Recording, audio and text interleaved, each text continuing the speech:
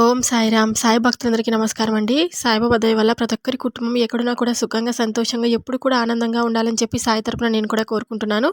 ఈరోజు వీడియోలో సాయి పిలుపు ద్వారా మనకొచ్చినటువంటి సందేశం ఏంటంటే, తల్లి ఇప్పటి నుండి నిన్ను ఇంకా అదృష్టమే వెతుక్కుంటూ వస్తుంది. ధైర్యంగా ఉండు. సంతోషం రాబోతుంది అని మనకు బాబాగారైతే ఈ సందేశం ద్వారా మనతో ఒక మాట చెప్పాలనుకుంటున్నారనమాట. బాబాగారు ఇలా ఎందుకు చెప్తున్నారని మనం సాయి మాటలోనే తెలుసుకుందాం. వీడియో స్టార్ట్ చేసే ముందు ఒక చిన్న రిక్వెస్ట్ అండి. ఈ సందేశం కనుక మీకు నచ్చినట్లయితే వీడియోకైతే ఒక చిన్న లైక్ అయితే ఇవ్వండి ఫ్రెండ్స్. ఇంకా కొత్తగా మన ఛానల్ని ఎవరైనా చూస్తుంటే సబ్స్క్రైబ్ చేసుకోండి. తల్లి, నేను నీ పట్ల కఠినంగా ఉన్నానని బాధపడుతున్నావు కదా. నేను ఏమి మాట్లాడినా, ఏమి చేసినా నీ మంచి కోరే నేను చేస్తాను.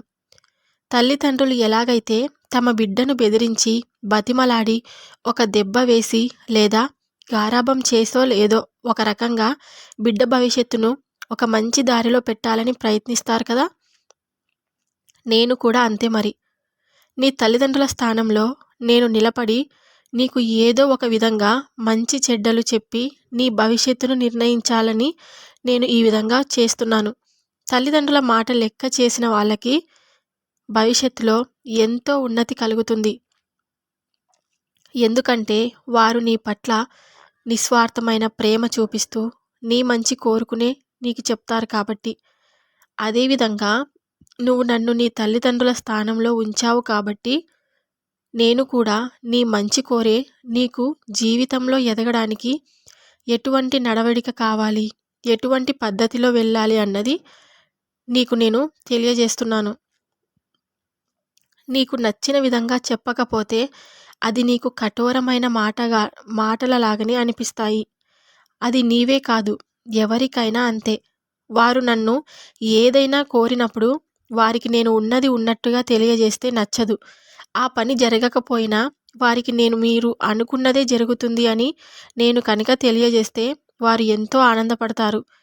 నిజానికి అలా జరిగితే మీకంటే ఎక్కువ నేనే సంతోషిస్తాను. ఎందుకంటే నా బిడ్డల సమస్యలు తీర్చడమే నా కర్తవ్యం కాబట్టి. మరి అలా జరగనప్పుడు నేను అటువంటి మాటలు చెప్పి ఏమాత్రం ఉపయోగముంది చెప్పు? మిమ్మల్ని ఆశలో ఉంచడం తప్ప. అందుకనే నేను నిజ నిజాలు గ్రహించి నడుచుకోవటానికి చెప్తూ ఉంటాను. మీకు ప్రాప్తించే సమయం వచ్చే వరకు మీరు ఎదురు చూడవలసిందే. అయితే ఇదొక్కటి గుర్తుపెట్టుకోండి, నేను మీకు ఖచ్చితంగా మంచి జరగాలనే చూస్తాను. అది మీరు కోరిన వెంటనే అయినా అవ్వచ్చు, ఒకరోజు ఆలస్యమైనా అవ్వచ్చు. అవి మీరు గుర్తుపెట్టుకోండి. నేను కఠినంగా ఉన్నాను, కఠినమైన సందేశం ఇస్తున్నాను అని మీరు భావించవద్దు. నాకు ఎటువంటి స్వార్థం ఉండదు. నాకు నా బిడ్డలందు అందరూ సమానమే. ఎవరూ ఎక్కువ కాదు, ఎవరూ తక్కువ కాదు, ఎవరూ చులకన కాదు, ఎవరూ గొప్ప కాదు. నేను అందరి మీద ఒకే రకమైన ప్రేమను కలిగి ఉంటాను. అయితే వారిలో కొందరు దారి తప్పుతుంటే వారితో కొంచెం కఠినంగా వ్యవహరిస్తాను. అది కూడా వారిని మంచి దారిలో పెట్టడానికి మాత్రమే. నన్ను అర్థం చేసుకొని నన్ను కొలిచే వారికి నేను అర్థమవుతాను. నేను చేసే ప్రతి పనిలోనూ ఒక అర్థం ఉంటుందని గ్రహించగలుగుతారు. కేవలం మీ సమస్యలు తీరడానికి నేను ఉపయోగపడాలి అనుకుంటే మాత్రం అది మీకు భ్రమగానే మిగిలిపోతుంది. మీరు పూర్తిగా నన్ను నమ్మండి. నాపై దృష్టిని ఉంచండి. నేను ఎక్కడో ఉన్నానని మీరు అనుకోవద్దు. నేను ఎల్లప్పుడూ మీ పక్కనే ఉంటూ మీ అడుగులు జాగ్రత్తగా పడేందుకు కృషి చేస్తుంటాను. ఏది జరగాలన్నా మీ నమ్మకం, శ్రద్ధపై ఆధారపడి ఉంటుంది. నేను చేసే ప్రతి పని నీకోసమేనని మీరు గుర్తించాలని నేను ఎప్పుడూ చెప్తూ ఉంటాను. నీ ఇంటి స్థితిగతులు ఏమంత బాలేదని నువ్వు బెంగతో ఆరోగ్యం పాడు చేసుకోకు. ఇవి తాత్కాలికమే. నువ్వు బాధపడేది ఏమీ లేదు. నీకు ఇప్పటికే నీ ఇంట్లో మార్పులు కనిపించే ఉండొచ్చు. కొద్దిగా మాత్రమే మార్పు కనిపిస్తుంది అనుకుంటున్నావా? కొద్దిగా ఆదాయమే వస్తుందనుకుంటున్నావు కదా. ఇది మొదలు, అంతేనమ్మా. ఇక నీ ఇంట ధనం ప్రవహిస్తుంది. నీ కుటుంబంలో ప్రతి ఒక్కరూ సంపాదన మార్గం ఎంచుకున్నారు. వారు ఎంచుకున్న రీతిలో వారికి ఎంతో ఉన్నతి కలిగి అందరికీ సంపాదించానన్నది అత్యధికంగా పెరుగుతూనే ఉంటుంది. అందువల్ల నీ ఇంట ఉన్న దారిద్ర్యమంతా తొలగిపోతుంది. మీరు ఎంతో శ్రమిస్తున్నారు. ఇప్పుడు మీకు మీ పిల్లలు కూడా తోడుగా ఉన్నారు. వారు కూడా ఎంతో శ్రమిస్తూ ఆదాయ మార్గాలని పెంచుకుంటూ ఉన్నారు. ఇవన్నీ కలిసి మీకున్న ధన సమస్యను తొలగించేస్తుంది.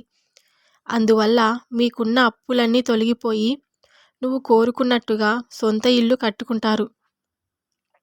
అలాగే నీ కుటుంబానికి ఏమైతే అమర్చుకోవాలి అనుకుంటున్నావో అవన్నీ అమర్చుకుంటావు.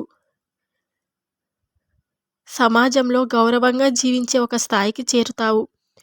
ఇప్పటి వరకు నీ బాధ ఏంటి?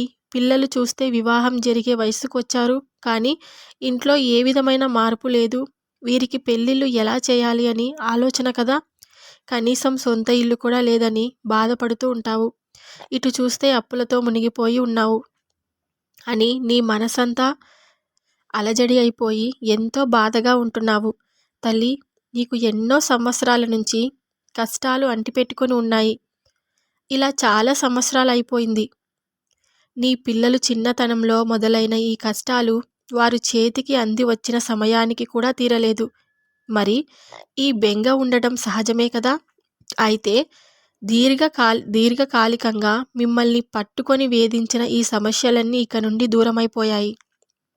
ఇక మరలా జీవితంలో నీ వైపు చూసే సాహసం కూడా చేయలేవు.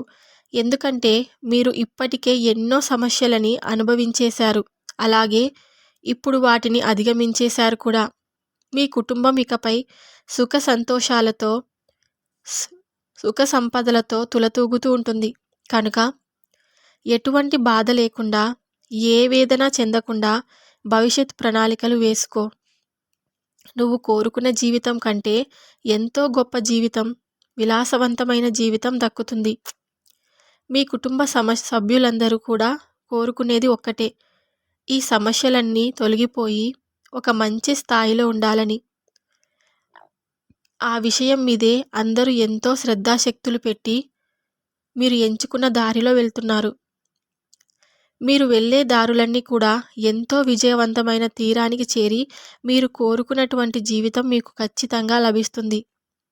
మీరు ఎంతో ఉన్నతంగా, సంతోషంగా, మీ కుటుంబం అంతా ఆయురారోగ్య ఐశ్వర్యాలతో ఉండాలని నా ఆశీస్సులు మీకు ఎప్పుడు తెలుపుతూ ఉంటానని నేను నీకు మాట ఇస్తున్నాను అని బాబాగారైతే ఈ సందేశం ద్వారా మనకు ఒక మంచి మాటలన్నీ అందించారు కదండి. బాబాగారి సందేశం కనుక మీకు నచ్చినట్లయితే వీడియోకైతే ఒక చిన్న లైక్ అయితే ఇవ్వండి ఫ్రెండ్స్. ఇంకా కొత్తగా మన ఛానల్ని ఎవరైనా చూస్తుంటే మన సాయి పిలుపు పక్కన రెడ్ కలర్లో సబ్స్క్రైబ్ అనే బటన్ ఉంటుంది.